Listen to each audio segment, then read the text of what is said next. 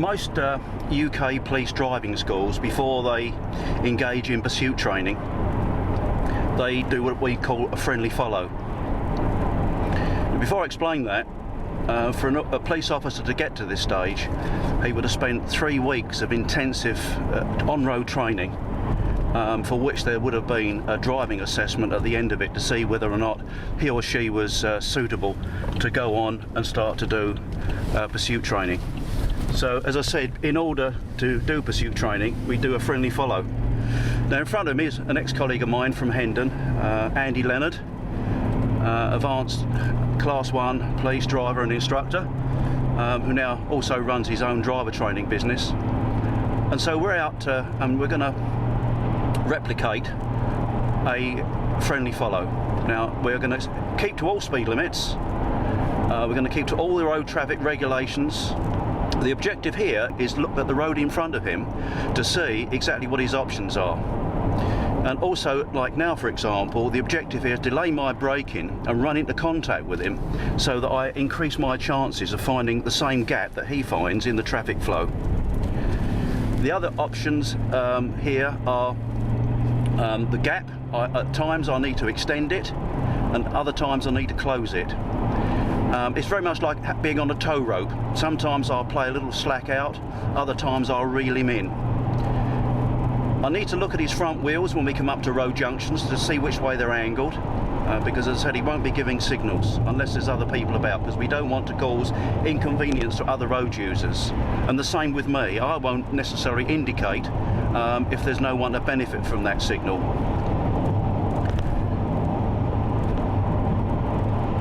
So the road opens out around to the right in front of us now. I've got to think for me and where I want to be. Mirror, I'm going to come out early here, so I can get a good commanding view of the road. I expect him to come out in a moment and take a course. There's a road junction on to the right where he's got an option of turning off. And with these approaches, when we're doing 60 miles an hour as we are now, we can't suddenly switch the retro rockets on and make a right or left turn. There comes a point on the approach where if he hasn't started to brake, then there's no way he's going to make the turn in. Finally, as far as Andy's concerned, although he's not going to be telling me where he's going to be going, he will help. Sometimes he can hold out after an overtake and act as a shield for me, and I know while he's out there I can go. The reason we do this is that we then can continue on our journey driving as a pair. Otherwise we could get easily separated, traffic gets between us, and it then spoils the objective of the training exercise. When we're approaching a speed restriction, I will often delay my braking. I'll meet the restriction on the dot, but I will often delay the braking and then firm it up quite a bit towards the end to allow me to close down and get in contact with him. And of course, as the speed increases, I need to play some slack out. It's no good accelerating and matching him all the way. We had a gap, say, for 30 miles an hour, and I've matched him on acceleration. We're doing 60, and I've still got the gap for 30. So as the speed increases, I will extend the following gap. As the speed decreases, I will just make some adjustments, run into contact, so we're back in a relative separation gap to our road speed. So this is all part of the practice. Roundabout, double roundabout system in fact, with a numerous amount of exits. In fact, there's 4 or 5. So as we come up and make this approach, we are doing 60, dropping down now. He's braking, I'll delay my braking and just run gently into contact.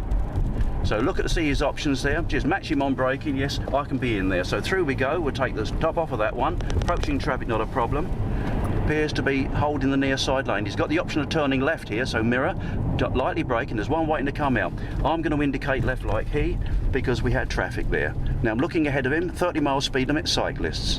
One yellow car approaching, parked cars and a cyclist on the horizon up there. So just hold my position here, just tidy up now. Looks like there's lots of cyclists around here, over on the left. Looks like it's a cycling club of some description. So I'm going to switch the sports mode off now just for a moment. I don't need it now. So mirrors, just easing back again here. Look across the corner to the right to see what's developing. He doesn't need a signal on my left, so out we go. Now we're going straight on ahead at the mini roundabout. So mirrors, one behind. So the objective here as well, of course, is decision making. Practicing rapid, quick decision making, because that's what pursuit driving is all about. So the test that that police officers have before they can move on to this stage is all based upon roadcraft, all with a running commentary, and the driving test they have to take to get to this stage is about 50 minutes with no speed limits on the national areas, with a full running commentary from beginning to end. During that period they have to display a high degree of car skill, awareness, good judgment, so the vehicle is always in the correct position on the road, travelling at the correct speed with the correct gear engaged if they're driving a manual. Okay, so we've got this lovely little village, English village here, roads opening up, and he's tucked in, there's warning signs down there. We are doing dead on 40 miles an hour. So as I did say earlier on, we comply literally with all speed limits. We can't justify rushing around above the speed limits. Of course, I don't have exemptions now that I'm retired, so even more so why I need to keep the speed limits. Okay, road dropping down, slightly out of view, junction clear on the near side. I'll go back now to my pursuit commentary. Change of road surface. One white vehicle approaching. He's got no options here really other than drive straight on. We don't suddenly pull up and park unless there's a reason. So when he goes over undulations and the road is bumpy, it will affect his vehicle first, and we can see how his suspension is just moving around there. I'll take that into consideration when I'm following and driving along. One approaching, and there's a national speed limit. I'm now going to switch it into sports mode, which gives me better control on the accelerator and off. It also changes down through the gearbox as I slow down. So mirror, through we go now. He's underway now, so I'm going to pick up and go with him, looking down his near side to anticipate he's not braking, so I can match that speed round through the curve. And there's a little dog leg here, mirror, we can just straighten that out slightly, and the road goes sharply around to the left with a junction in it. He's got the option of turning right, so mirror, close on him, delay my braking. Now I can bring the brakes in, feeding it on nice and gently, off the brakes as he enters, so he never brake round bends. So round we go. If he did brake in a curve, there's got to be a real good reason for it, because he wouldn't have got the bend wrong. So we just match our speed on his acceleration now as we come round. He's feeding some more, and watch the opening on the near side. He's going too quick to go into that. Drive into the depths of the curve, look round, another cyclist. So there we go. There was a cycling event taking place today, so there might be more of him. So see how Andy deals with the situation. He's out, mirror. I'll come out now. Mirror his position, little firm acceleration now, going into the shadows, change your road surface, brake lights, in fact it's his automatic lights come on. So looking far, it's like driving through a tunnel and we've got daylight at the end. We've got an opening on the right with the road junction. Right, he's doing 60 miles an hour, he's not slowing down. No way can he get in there. So now go with him then, looking down the near side for the openings. A little more drive on again, just matching it. Roadwork scar down the near side, traffic movement, mirror. I'm just going to touch my brakes there, I'm just overrunning him slightly. Okay, now pick up the drive again. So look in the distance now, over the top. One going away in the distance now. The other point about it is the cars. Andy's got a Mercedes 220. It's got a V6 engine. I think it's 2.5. And it's petrol. This is a straight line 6-cylinder BMW, and it's mirror. Let's come out here. Okay, back to my conversation. And it's a 3-litre diesel, turbo diesel, and what I have here is a slight turbo lag. When he accelerates, his petrol injection engine propels him instantly. I've got a little lag before it picks up. So we're going into a right-hander, junction off to the left-hand side. Now mirror, and now I can firm it up. Good firm acceleration now to get back in contact. Now just lifting off, closing this gap back down again now. With a tight right-hander in front of him, double bend first right, mirror, braking the straights nice and firmly. Off the brakes before entering the curve, little touch of drive on now. There's a motorcyclist on the right, give it a kick down again now. Okay, I've got him matched now.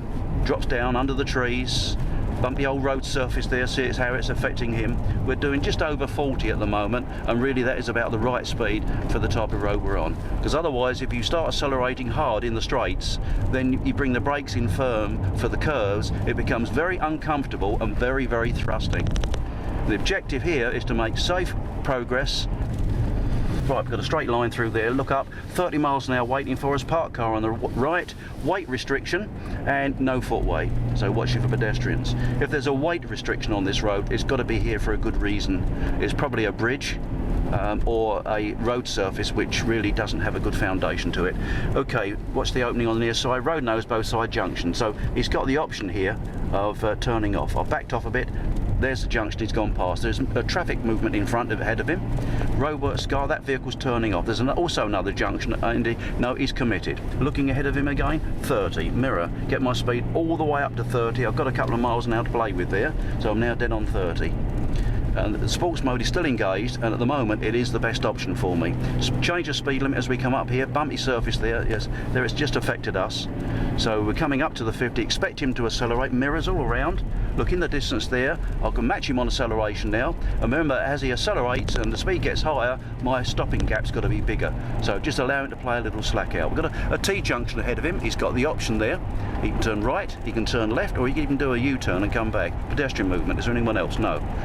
Braking, mirror, lightly on the brakes now. I'm going to adjust my braking so it allows me to close up. Looking for lateral vision to the right. Look at his front wheels if I can. Yes, they're well and truly angled. He's committed. So I'm now going to come up nice and tight. And the objective to getting tight like that is that if that was a baddie in front, he could not engage reverse gear and cause us any damage. And of course, if he did that sort of thing, he takes our radiator out, we're disabled, and all we can do to him is probably break his light cluster, and he's still drivable.